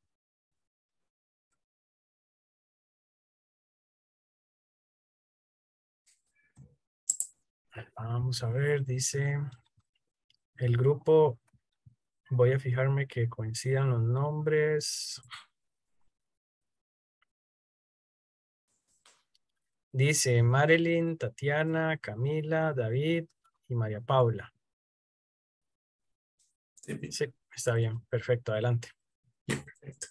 Bueno, buenos días, compañeras y compañeras y profe. El día de hoy, nuestro grupo, conformado por Marilyn García, Tatiana Madrigal, Camila Segarra, María Paula Villalobos y mi persona, David Hernández, les vamos a exponer sobre el cultivo de protoplastos. Para empezar, una breve introducción. Bueno, se sabe que los protoplastos son células vegetales desprovistas de pared celular.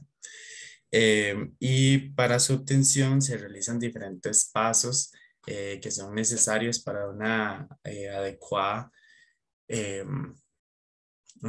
calidad de estos protoplastos. El primero es una fase de preplasmólisis que generalmente se hace con manitol, y esto se hace para que la célula se separe de la pared y no se dañe el contenido celular en la digestión enzimática.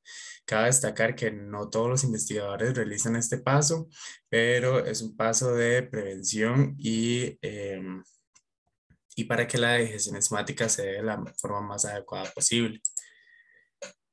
Ahora comenzando con la digestión enzimática, dependiendo del tejido se pueden realizar diferentes técnicas para una mejor obtención de los protoplastos y acción de las enzimas. Entonces, como por ejemplo se puede realizar quitar la epidermis, o en las que no se puede quitar esa epidermis digamos, por la hoja o etcétera. Se hacen cortes en peine o cuadros al explante para exponer las células y así aumentar la exposición a la enzima. En callos, sin embargo, es importante que no pasen más de 15 días desde su subcultivo hasta su uso. De esta forma, generalmente muchos investigadores prefieren usar las hojas y los callos como explantes. Por eso se hace esta preparación del tejido. Esta etapa es la que requiere más experimentación, debido a que la concentración y cantidad de enzimas van a depender de la especie principalmente y del explante. Y también cabe destacar que el material externo siempre va a ser más difícil de tratar que aquel in vitro. Luego, entre las enzimas que se utilizan, se tiene en el cuadro de la derecha. Algunos ejemplos son, bueno, de las celulasas, como la dricelasa, que es extraída de Hirpex lacteus, o la celulicina de Trichoderma viride. Luego tenemos hemicelulasas, como las helicasas, como extraídas de Helix pomatia, y pectinasas, como la macerasa, extraída de Rhizopus arrizus.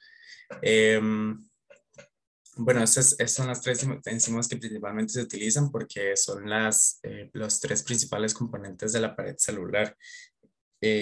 Luego, después de agregar la concentración adecuada de enzimas, se deja de oscuridad y agitación por un periodo de 2 a 16 horas, dependiendo igual del tejido de la especie y de la concentración de la solución enzimática. Para la etapa 3, que va a ser la de la purificación, generalmente se hace con una jeringa con filtro, en donde los restos celulares van a quedar en este filtro, mientras que los protoplastos, la solución enzimática y otros restos celulares de menor tamaño van a pasar por este y se van a acumular abajo.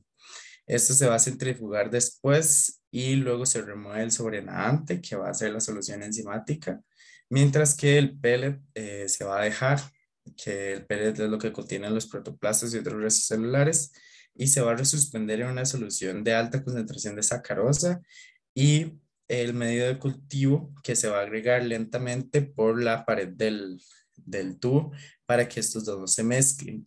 Esta adición de medio de cultivo y de solución de sacarosa lo que genera es la formación de un anillo en el medio, que va a permitir una fácil extracción de los protoplastos, ya que el resto celulares van a quedar igual en el fondo.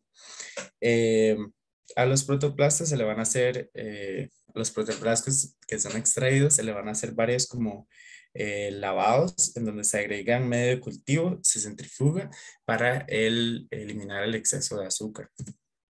Luego, para la etapa de la evaluación, se hacen dos tipos de evaluaciones. Uno es la de viabilidad, que generalmente se puede hacer con azul de Evans o algún otro colorante parecido, y se toma una alícuota de la muestra y se observan en cámara de Neubauer. donde los azules son aquellos que se encuentran inviables debido a que el colorante entra a través de fisuras de la membrana. Tomando en cuenta las inviables entre las totales, se va a sacar el porcentaje de viabilidad. Y segundo, se hace la tinción con blanco de calcofluor para la verificación de la pared celular, el cual brilla si posee restos de esto último. Esto no solo se va a utilizar en la evaluación de los protoplastos, sino también para verificar la regeneración de la pared celular para su posterior cultivo. Cabe destacar que algunos investigadores hacen esto debido a que la digestión enzimática puede que no sea del todo exitosa.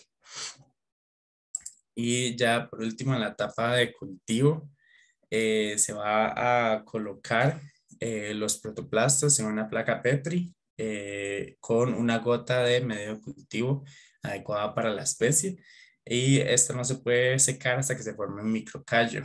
Algunos investigadores reportan que pueden tardar varios días para que esta gota se seque, pero igual debe estar en constante observación hasta que se forme este microcallo. Una vez se forma, se transfiere a medio semisólido o sólido dependiendo de la especie y del método que se quiera emplear. Ahora, con relación a las investigaciones y proyectos que se han realizado, bueno, nosotros hablamos con 4 investigadores que han trabajado con esta técnica. Primeramente, hablamos con Andrea Holst del CIGRAS de la UCR. Ella es docente e investigadora en el Laboratorio de Biotecnología y realizó su maestría enfocada en el aislamiento, purificación y cultivo de protoplastos de un tipo de bambú, el Guava angustifolia kuhn. Luego de los proyectos que ella nos comentó que se han realizado en el CIGRAS, bueno, asociados a son los siguientes. Uno que se encuentra vigente es sobre el aislamiento, cultivo y fusión de protoplastos en orquídeas nativas de Costa Rica, y este se está realizando en asociación con el Jardín Botánico Lancaster. Luego, otro proyecto que se termina este año es sobre el mejoramiento genético en pitaya y papaya mediante hibridación somática.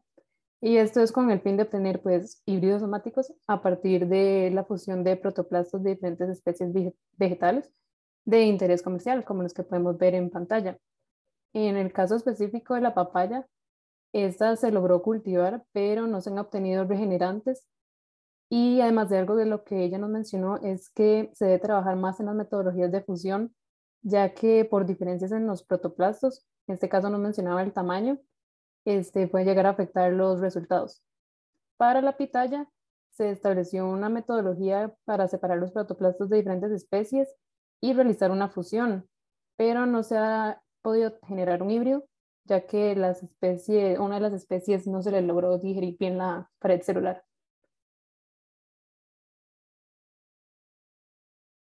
Otro proyecto fue el aislamiento, cultivo, fusión y regeneración de protoplastos de especies ornamentales de las familias Solanaceae.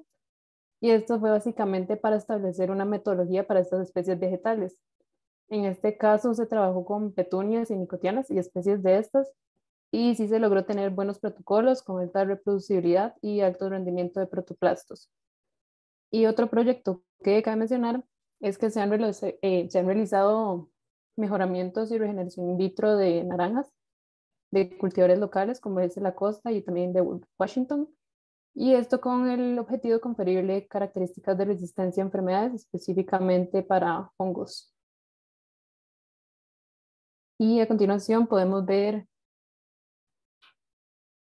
otros ejemplos que se han realizado, trabajos con protoplastos, específicamente en pitaya, para estudios fisiológicos y de metodologías de aislamiento y purificación.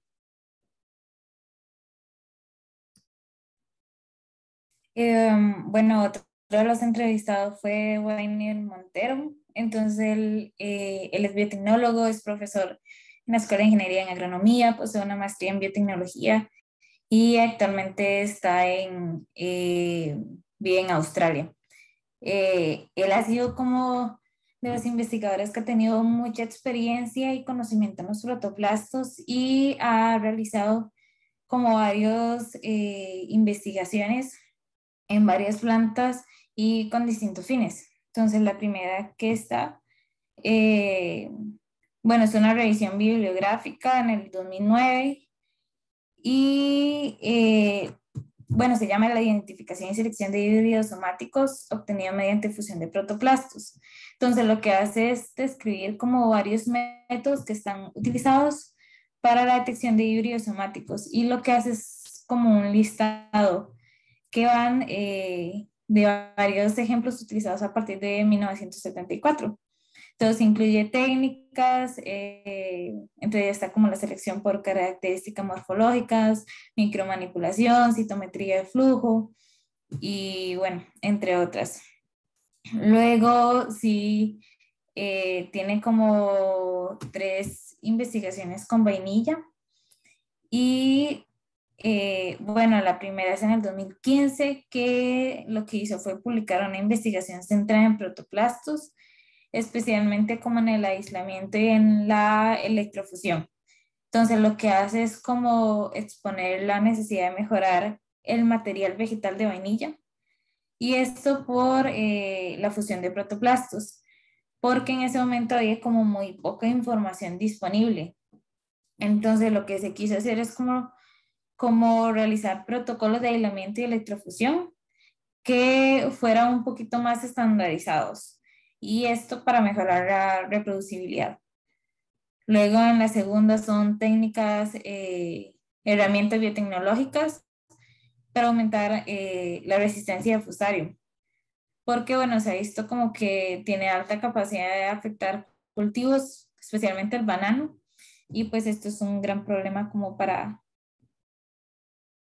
muchos países, y esperemos que todavía pues en Costa Rica no. Luego está en vainilla, perdón, el tercero, que igual es en vainilla, que es aislamiento, cultivo y fusión de protoplastos en 2 especies de vainilla, y viene bastante relacionado con el punto anterior porque igual la idea era utilizarlo como el control de Fusarium. Luego hizo uno en Tiquisque y en Ñampí, y lo que la investigación estaba direccionada como en buscar semillas que mediante la selección, que sean unas semillas libres del virus del mosaico y la fusión de protoplastos entre especies de tiquisque que sean susceptibles al mar seco y especies de ñampí tolerantes, se produzca una semilla tolerante. Y esto le podía ayudar bastante como a los agricultores. Y por último, en investigaciones, tiene una relacionada con el tabaco, que esta fue llevada a cabo en el TEC y con Montserrat, la coordinadora. Y lo que hacen es proponer como técnicas no tradicionales para fusión de protoplastos y adquirir la insulina humana como tratamiento de diabetes. Entonces va a ayudar a un menor costo y menores insumos. Lo puede cambiar, gracias. Y entonces, bueno, como les mencioné, tiene bastantes investigaciones, y entonces en la entrevista lo que nos dijo sobre varias limitaciones, desventajas, ventajas. Entre limitaciones hay pocos estudios con respecto al cultivo de microcallos y baja regeneración de protoplastos. En desventajas, que el cultivo de protoplastos es bastante sensible a condiciones externas y también internas, variaciones de medio, condiciones, los idioblastos también. También que los protocolos varían muchísimo como de especies, y que aún así nos decía que entre las mismas especies se puede realizar el mismo protocolo y obtener resultados distintos, y hay una pérdida cromosómica y una unión de citoplasmas al azar. Y en ventajas, creo que lo que más me resaltaba es como que no es un cultivo transgénico, solamente si es en cultivos de la misma familia, y es como la principal ventaja. Y los protoplastos se puede utilizar para estudios anatómicos, fisiológicos. La obtención de protoplastos es sencilla y con poco material se logra cultivar in vitro. Bueno, la siguiente persona de la que hablaremos es el doctor Fabián Echeverría Beirut, quien es el coordinador del Centro de Investigación y Desarrollo en Agricultura Sostenible para el Trópico Húmedo, o el CIDAS. Este es graduado de la carrera de Ingeniería en Biotecnología en el Instituto Tecnológico de Costa Rica y además obtuvo su maestría en la Universidad de Costa Rica y un doctorado en Texas A&M University. Y actualmente es investigador y también es docente de maestría en el campus regional de San Carlos. Bueno, en cuanto al trabajo con protoplastos, él nos cuenta que realizó un proyecto con explantes de café. Este era un proyecto exploratorio y de financiamiento propio que él realizó cuando trabajaba en ICAFE.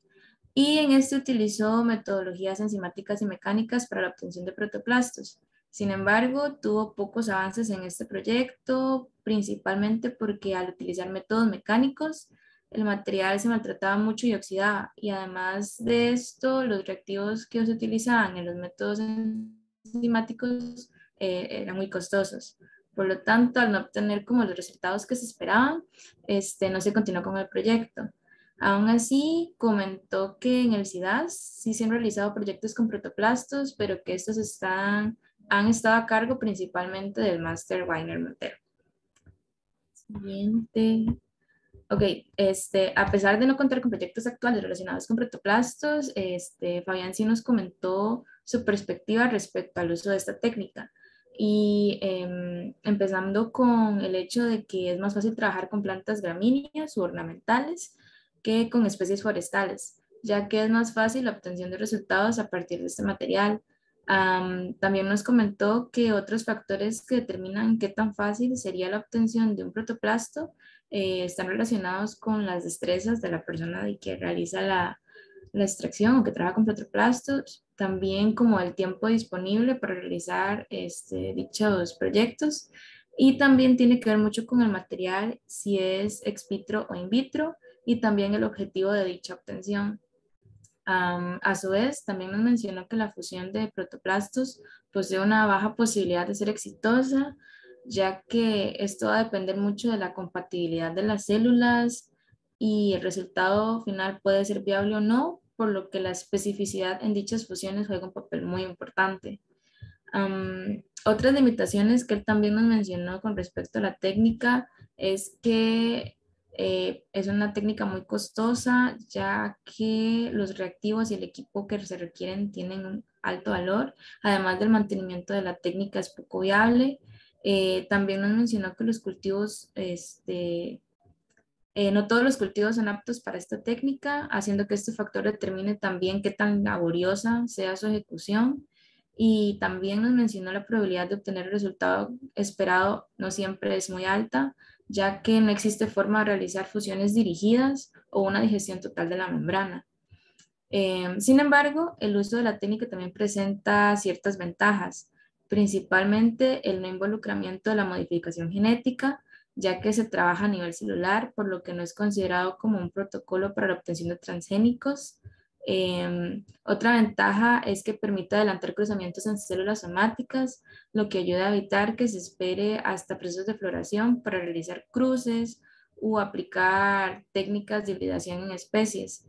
En otras palabras, lo que nos quiso decir es que se considera como un método más directo para realizar hibridaciones, ya que es más rápido obtener resultados a partir de fusiones de estos protoplastos. Y finalmente, en cuanto al mercado se refiere, nos menciona que siempre hay mercado, ya que es una técnica innovadora y por ende el interés será mayor en comparación con otras técnicas tradicionales.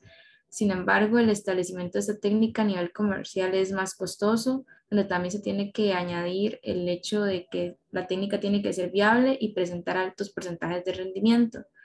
Por lo tanto, Fabián concluye que a pesar de ser una técnica prometedora, esta se debe de tropicalizar, porque la mayoría de los estudios en los que se han obtenido resultados efectivos de escalamiento y obtención de protoplastos se han desarrollado en condiciones ambientales muy distintas a las nuestras. Sin embargo, adaptar los protocolos es un proceso muy caro, pero valdría la pena una vez establecido. También nos comenta que en un futuro desean iniciar proyectos que involucren el cultivo de protoplastos ahí mismo en el CIDAS, una vez cuente con el apoyo y recursos económicos necesarios, y especialmente con especies ornamentales, café, caña y cítricos. Bueno, por último, también conversamos con la profesora Montserrat Jarquín Cordero, la cual es graduada del Tecnológico de Costa Rica como ingeniera en biotecnología. además de haber realizado una maestría en la Universidad Pública de Navarra y recientemente completó su doctorado en Múnich. Ella nos comentó que ella trabajó con protoplastos específicamente en plantas de tabaco y vainilla con una finalidad de generar híbridos y que obtuvo mejores resultados con la vainilla. Sin embargo, hacer un procedimiento tan complejo, trabajó más que todo con los procedimientos del cultivo de protoplastos y no tanto con la producción de híbridos en sí. Ella también mencionó que utilizaba explantes de hoja para obtener los protoplastos y que los medios de cultivos que se utilizaban eran bastante simples y generalmente eran MIS. También nos habló de cómo el procedimiento se complicaba, ya que los protoplastos eran bastante frágiles, no se fusionaban fácilmente y ella aún así utilizaba el PEG y tampoco obtenía buenos resultados. Por eso prefirió optar por procedimientos como agroinfección para introducir genes a las plantas. También nos mencionó que los nuevos procedimientos como CRISPR tampoco son considerados transgénicos. Por último, nos comentó que ella considera que en el momento, e inclusive tal vez hoy en día, había poco mercado y que había muy poca información en papers. Bueno, por último, a modo de conclusión, la mayoría de los investigadores que entrevistamos mencionaron bastantes dificultades como la baja respuesta del callo, altos costos de las enzimas, poca fusión de los protoplastos, difícil manipulación, poco mercado o información al respecto. Los procedimientos no son tan estandarizados ya que cada especie varía, por lo que si se desea trabajar con protoplastos se debe dedicar mucho tiempo y realizar muchos experimentos para ya tener un procedimiento y poder aplicarlo. Sin embargo, consideran que su principal ventaja es no ser considerados cultivos transgénicos, ya que esto no es tan aceptado por la sociedad, más que todo en países como Costa Rica. Además, es una herramienta en el mejoramiento genético de plantas. Muchas gracias.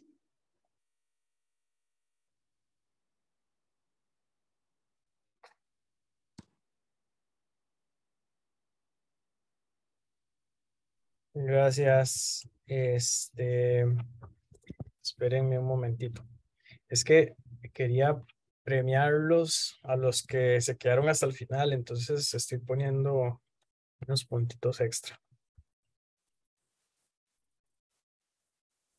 Listo.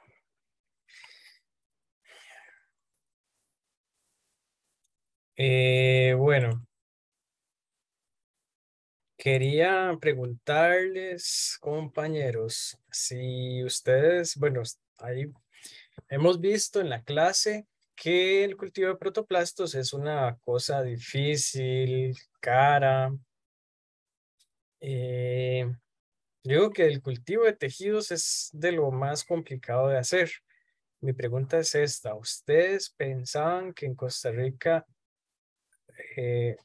o más bien consideran que en Costa Rica se hace poca, mucha investigación en este tema?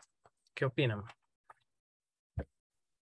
Bueno, en mi opinión, profe, creo que eh, se hace investigación, pero algunos investigadores prefieren optar por otras técnicas tal vez más sencillas para el objetivo que están buscando.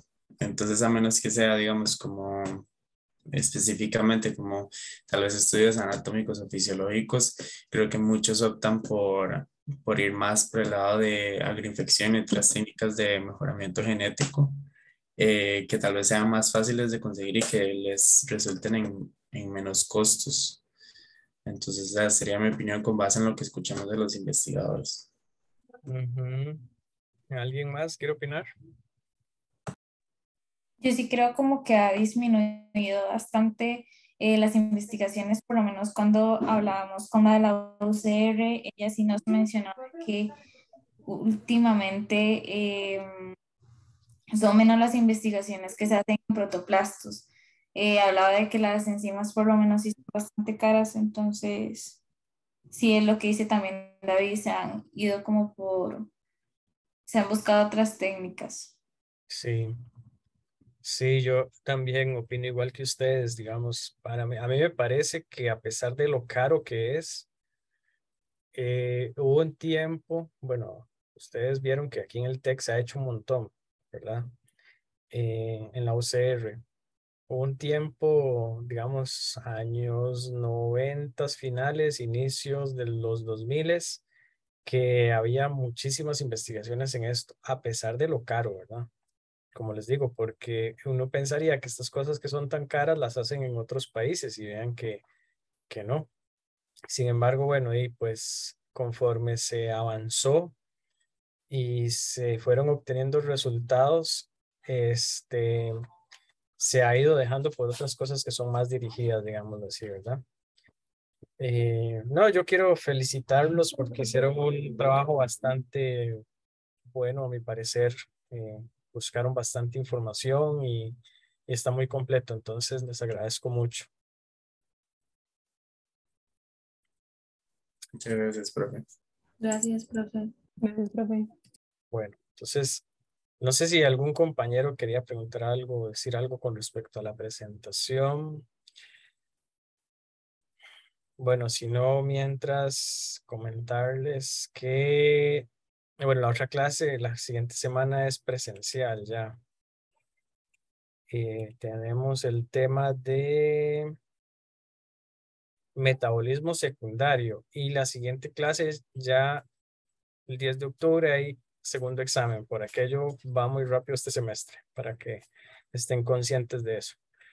Y bueno, igual a los compañeros que acaban de presentar, porfa, me pasan la presentación y la suben al TEC digital para que los compañeros la tengan para estudiar para el examen.